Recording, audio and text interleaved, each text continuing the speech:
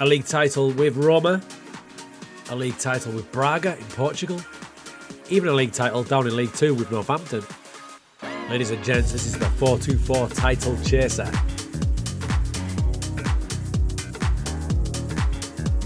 What's happening, everyone? It's a tactic today. Now the good news is you're not going to see much of my face because I'm dying with flu, as you can probably tell. So it's going to be mostly game footage. But today, if you check out the league table there, as I take that little tab, you can see Roma have won the league in Serie A by an absolute mile. As we look closer at it, we actually scored 105 goals in 38 matches and triumphed over Inter twice. A stunning 4-0 home win against Inter, and just as impressive, a 4-1 away win as well. So a super impressive season, and if you look down the side at the formation tab, you can see that this season could have been even more impressive if we'd settled on the formation earlier, because we were playing around with things in pre-season in the first few games of the season, and that's where we lost 2 of our 4 matches when we didn't even have the formation sorted. When we settled on the formation, that's when we started getting really rolling. So in the one season with Roma, we did the double. We won the Coppa Italia and we won the league by a decent margin. Then I thought, let's try it out on another club.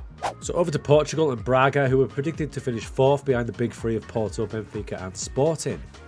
However, what transpired was we took the league on the last game of the season, beating Benfica on the head-to-head because we beat them and we drew away at them, so we took the league title.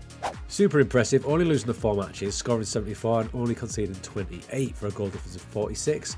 That is a nice result. Then over to the lower leagues in Northampton, and they took down the title as well with 89 total points. Very nearly breaking that 100 goal barrier with 97. They did concede a few, so I'm not convinced it's completely ideal for lower leagues, but it definitely does the business.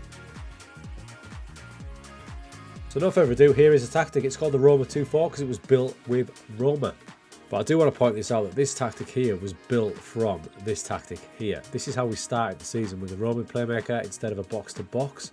So that is a viable alternative. Both versions work. I just prefer this version. It's 2 box-to-box midfielders going up and down, and it works superbly. But as you can see, each team instruction is the same. Just some games we played the Roman playmaker, but most games we played a double box-to-box.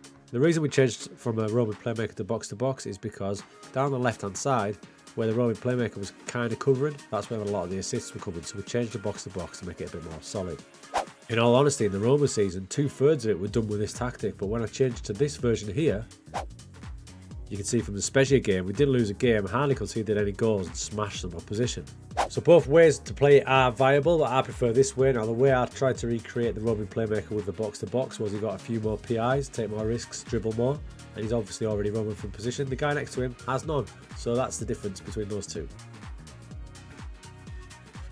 Now this is the key point. There is ways you can improve this tactic. I'm trying to find it myself, and the ways you can improve it are at left back. This is the one position in every save, so Roma, Braga and Northampton, where the player hasn't had the best time. If I look at Spinazzola, for example, take away his Europa League performance, but if you look at Serie A, 6.75, only 2 assists. That's way down from the rest of the team. That position, for whatever reason, is not performing at its max. So that also means that this tactic could be even better. Now for lower leagues, you can see I've got a false 9. I did play that for Northampton, but potentially that could change to a target forward, something like that, better to suit your players. Having a little look around the team, you can see the positions that did the business. For example, Abraham up front, there you go, 39 goals by the way. So your hands forward's going to be vital. Next to him, you got Dybala. They're probably the perfect false 9, 19 goals in 42, but look at all those assists as well.